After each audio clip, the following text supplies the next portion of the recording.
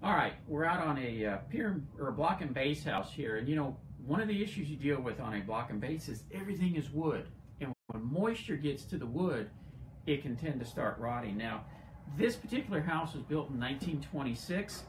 These boards have been replaced at least once because they're actually the same size dimensional lumber that we use nowadays. In 1926, this would have been an actual 2x6-inch board, where now it's matching today's stuff. But this is a piece of the board that came out of right here. You can see it's not in very good shape.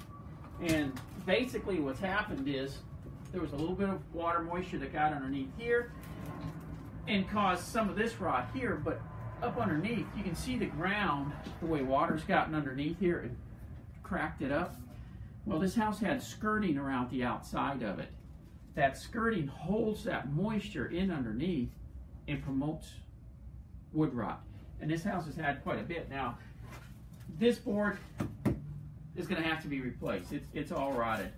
All these have to be replaced. I mean, this, you can see this is just crumbling apart, and it's actually going up on the sill plate and up into the 2x4 studs in the wall. Now, this can be fixed. Because this house was built in 1926, it's got the old shiplap boards on here. So we're going to have to cut the sheetrock, take this bottom board off, and see if the rot continues up. And if it does, we may have to come a little bit higher.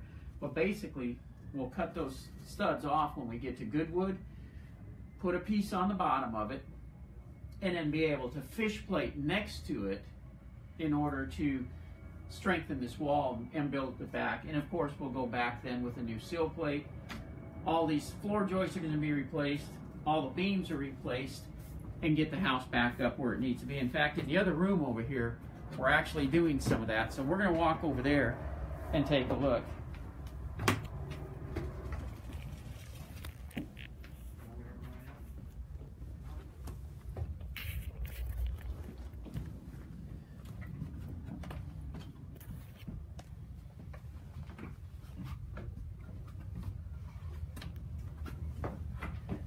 All right, down in this room here, you can see we're already putting in some new lumber. Now, what we're going to go back with is treated lumber because we don't want to have to deal with wood rot on this house again. So we're starting with the floor joists first, and we'll put them into place, and then we're going to take the old floor joists out, but we want the new ones in there to support everything first.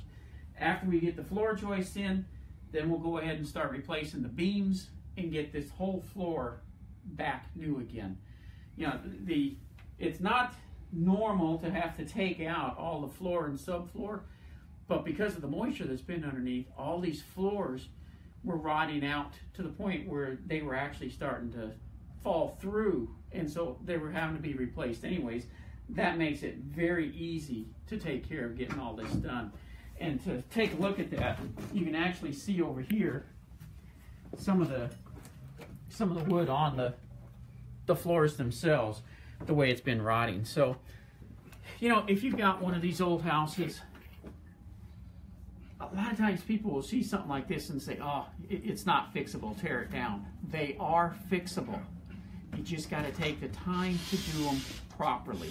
And when you got something like this opened up, take a look at what else needs to be replaced. Like on this particular house, it's got the old cast iron pipes under it. Those are going to be replaced at the same time because the access is there.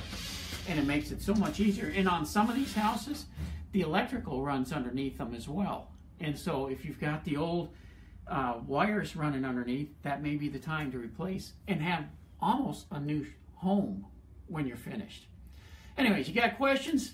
Tune in to Texas Home Improvement every Saturday in Dallas from 12 to 2 on WBAP, in Houston on 740 KTRH from 2 to 4, and then on Sunday back in Dallas on 1080 KRLD. Have a great week, and don't forget about our website as well, thipro.com.